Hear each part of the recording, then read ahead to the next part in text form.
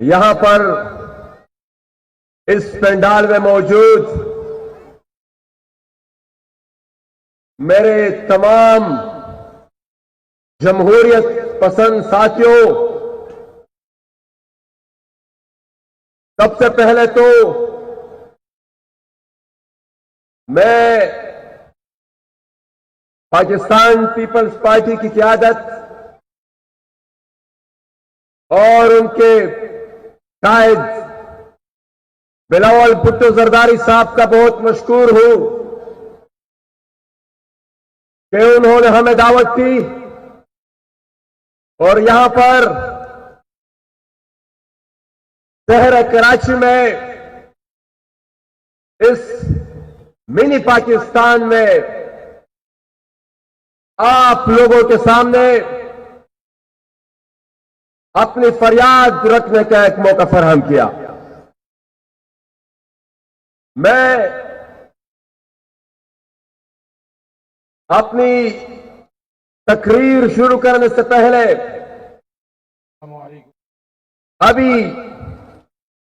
اب سے چند گھنٹہ پہلے ہمارے شمالی وزیرستان کے پشتون تحفظ موومنٹ کے رہنما عید الرحمان وزیر کے چچا رئیس خان وزیر، جن کو ٹارگٹ کلنگ میں قتل کر دیا گیا ہے، میں اس کی شدید مذمت بھی کرتا ہوں اور ہمارے ملک کے اس سیکیورٹی اپریٹس پر یہ واقعات ایک دفعہ پھر ایک سوالیہ نشان اٹھاتے ہیں کہ کیوں کر اتنے بڑے آپریشن کے باوجود کیوں کر ایک چھوٹے سے ضلع میں اتنی بڑی تعداد میں سیکیورٹی فورسز کی موجودگی کے باوجود اس طرح کے واقعات ہو رہے ہیں،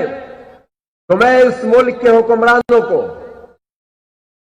وزیر اعظم عمران خان صاحب کو، اگر وہ وزیر اعظم ہے تو جواب دے کہ ان کی وجوہات کیا ہے۔ میں آج کے دن شہدائے کارساز کو، ان شہداء کو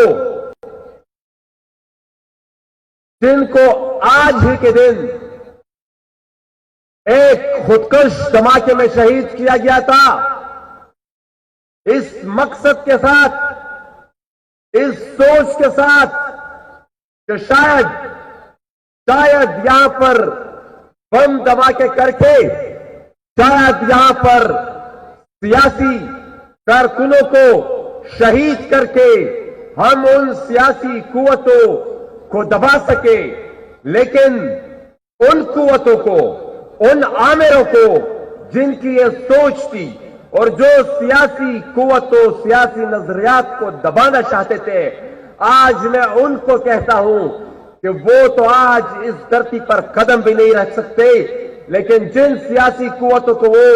خاموش کرنے نکلے تھے اور جن کو خاموش کرنے کے لیے یہ بم دھماکے اور اس طرح کے ہتھ گنڈے استعمال کیے تھے، وہ آج بھی اپنی نظریات پر قائم ہے اور آپ کے سامنے موجود ہے۔ میرے ساتھیوں،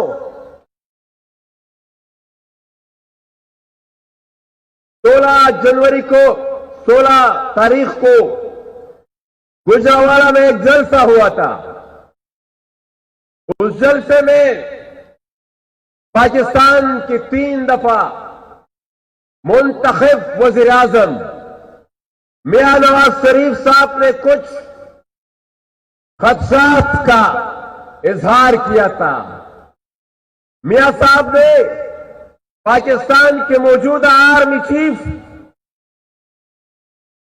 پر کچھ الزامات لگائے تھے اور وہ الزامات कुछ मामूली इल्जामात नहीं थे, और वो इल्जामात किसी आम आदमी की तरफ से भी नहीं थे, वो पाकिस्तान की 3 दफा मुंतखब शुदा वज़ीर आज़म की तरफ से थे। होना तो ये चाहिए था, होना तो ये चाहिए था कि उस इल्जामात के जवाब में पाकिस्तान के मौजूदा वज़ीर आज़म, अगर वो वज़ीर आज़म है, उस इल्जामात के जवाब में वो उनका खैर मकदम करते और तहकीकात का ऐलान करते, और तहकीकात, इल्जामात के बाद तहकीकात के लिए उनका जो फार्मूला, जब तक वो वज़ीर आज़म नहीं बने थे, उनका फार्मूला ये होता था, और वो हमें हर रोज ये भाषण दिया करते थे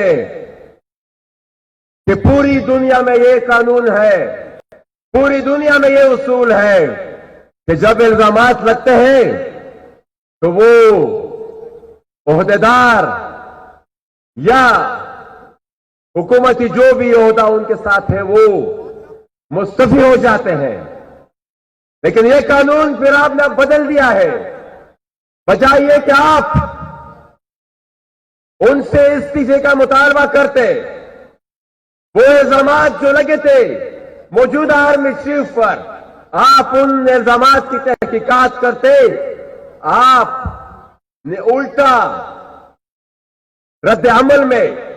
अटैक करना शुरू कर दिया, जवाबी वार शुरू कर दिया आपने, और जवाबी वार में भी आपने कुछ मजीद जर्नल को इन्वॉल्व कर दिया। इसका जवाब आपने नहीं दिया, इसकी वजाहत आपने नहीं की कि जो इल्जामात लगे उसमें कितनी सदाकत है। आपने सिर्फ ये कह दिया था कि फलाने सन में एक और जर्नल ने भी इस तरह किया था। तो जनाब इमरान खान साहब, हम आज फिर आपसे मुतालबा करते हैं कि अगर आपके इल्जामात में हकीकत है, या मियां साहब ने जो इल्जामात आप पर लगाए थे, इन 2 अफराद पर लगाए थे, उनमें हकीकत है, उन सब के दूध का दूध, पानी का पानी हो जाए। आप आज ही ऐलान करें कि सन 41 से लेकर आज तक जो कुछ भी हुआ है इस मुल्क में, हम उसके लिए एक ट्रुथ कमीशन बनाते हैं, जो आपने इल्जाम लगाए हैं उसकी भी तहकीकात करे, जो मियां साहब ने इल्जामात लगाए उसकी भी तहकीकात करे, और ये हमारे पीडीएम के इनिशियल ड्राफ्ट में भी यह बात मौजूद है, और ये उन बड़ा के उन शुहदा का भी तहकीकात करे कि कौन कौन उनकी कत्लेआम में मुलव्वस था। बाबा से लेकर बरकमर में जो वाकया हुआ था, वहां पर जो शुहदा हुए थे उसकी भी तहकीकात करे कि कौन उसमें मुलव्वस था। ये जितने आमिर यहां पर गुजरे हैं, जितनी जंगी यहां पर गुजरी हैं, चाहे वो अयूब खान आए थे, चाहे वो जियाउल हक का मार्शल आया था, चाहे वो परवेज मुशर्रफ का आया था, ये ट्रुथ कमीशन फिर उन सब वाकयात की भी तहकीकात करे। साथ ही साथ ये ट्रुथ कमीशन फिर उस जंग की भी तहकीकात करे जो हमारे पुख्तनख्वा वतन पर मुसल्लत कर दी गई थी, जो डॉलर की जंग हमारे खित्ते पे मुसल्लत कर दी गई थी। ये ट्रुथ कमीशन फिर उस जंग की भी तहकीकात करे कि उस जंग में किस किस जर्नल ने अपनी तजोरियां बरी है, कौन कौन उससे मुस्तफीद हुआ है, और ये जो हमारी दो नस्लों को उन्होंने इस डॉलर की जंग में तबाह बर्बाद कर दिया था, उन के खून का भी फिर पता चला सके कि कौन इसके खून में मुलविस था, और किन के मंसूबों की वजह से ये हमारा खित्ता पिछले 40 साल से एक जंग मुसलत कर दी गई थी और एक आग में हमें धकेल दिया गया था, जिसके कॉन्सिक्वेंसेस फिर पूरे पाकिस्तान को देखते पड़े। ये ट्रूथ कमीशन फिर ज़रब अज़ब ऑपरेशन और ऑपरेशन रद्दुल फसाद का भी थोड़ा एहतसाब करे कि यह ऑपरेशन आया दहशत गर्द के खिलाफ हुए थे या ये ऑपरेशन हमारे घरों से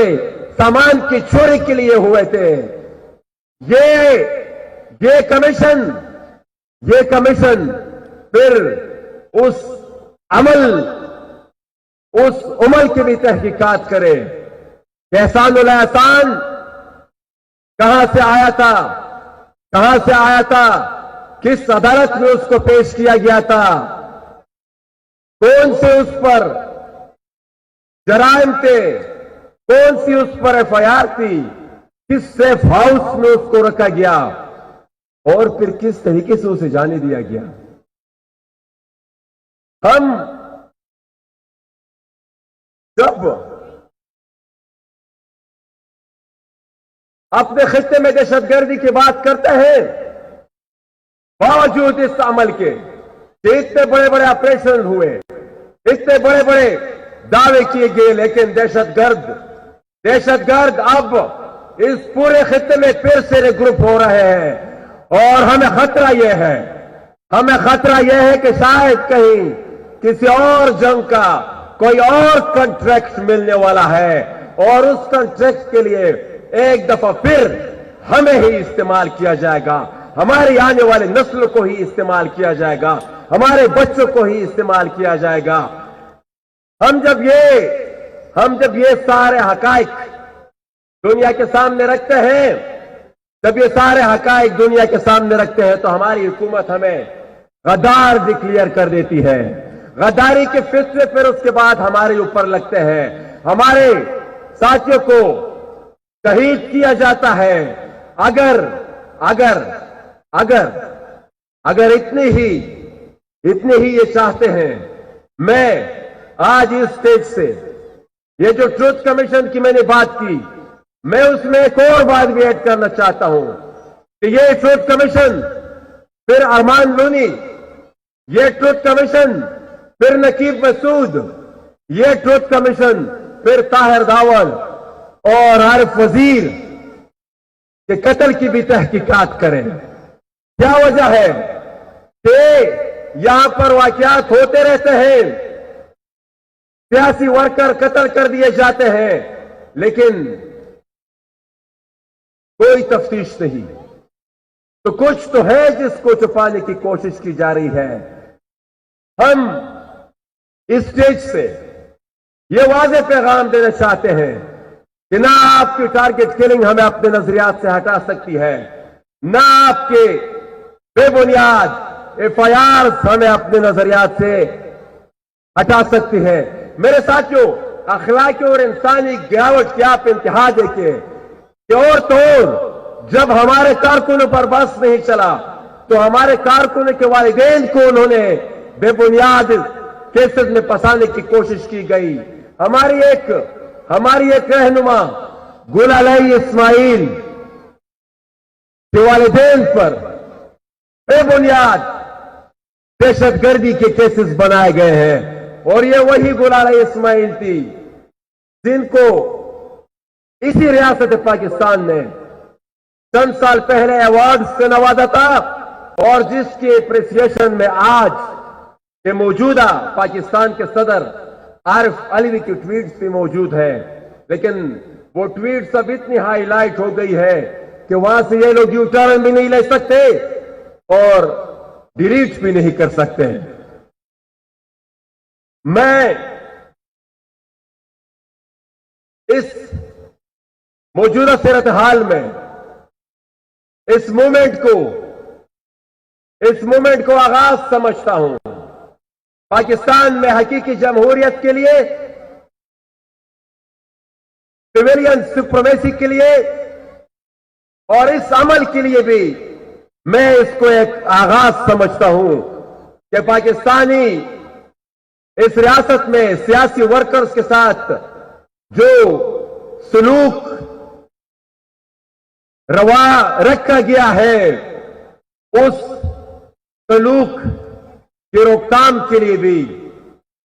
उस सलूक की रोकथाम के लिए भी ये एक पहला कदम है। और ये पॉलिटिकल वर्कर्स, इनका ताल्लुक पाकिस्तान में चाहे जिस भी इलाके से हो,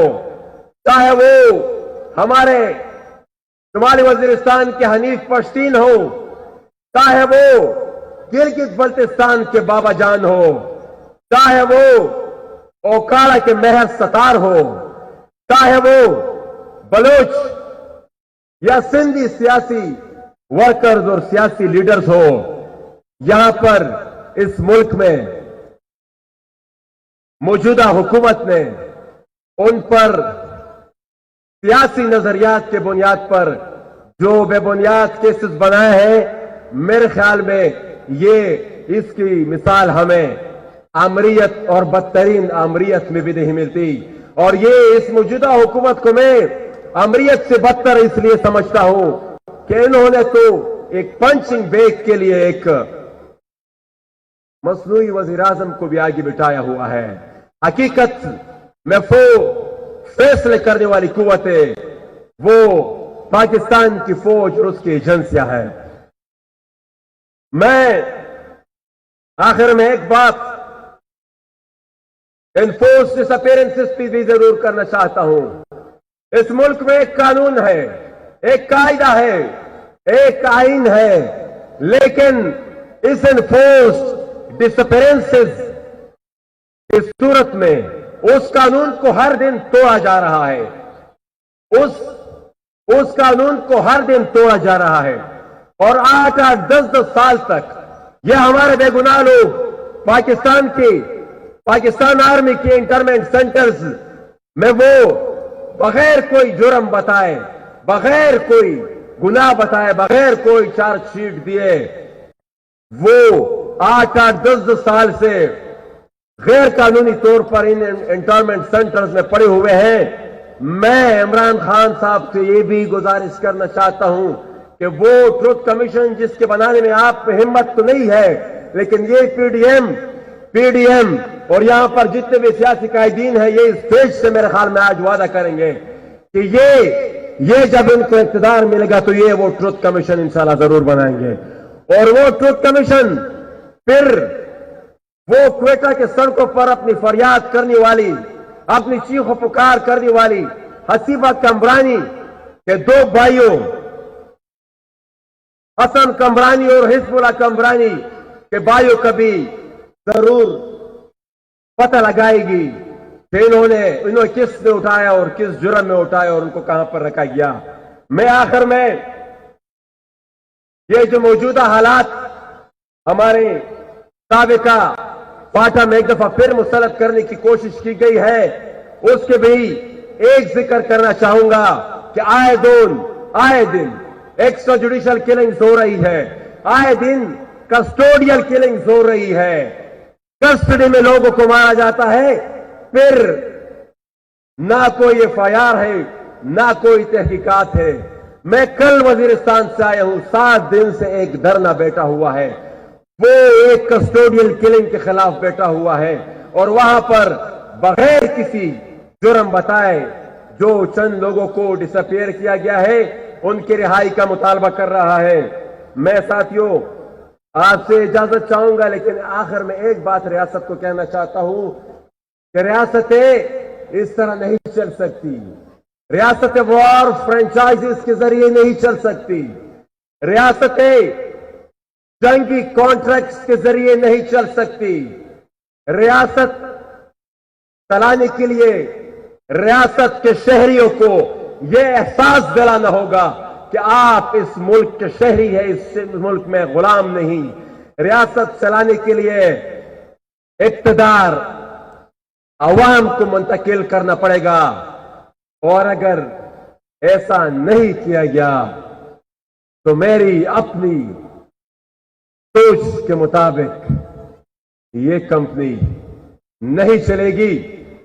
मैं फैज साहब के शन अशार से आपसे इजाजत चाहूंगा। अब वही हर्फ जनू सबकी ज़बां टहरी है। ये शेर मैं इसलिए कहना चाहता हूं कि जिस बयानी की बुनियाद हमने रखी है वो बयानिया पाकिस्तान की तूलो अर्ज में फैल चुका है। अब वही हर्फ जनू सबकी ज़बां टहरी है। जो भी चल निकली है वो बात कहां टहरी है। हमने जो तर्ज फगा की है कफस में एजाद, फेस गुलशन में वही तर्ज बयां टहरी है। बहुत शुक्रिया जी।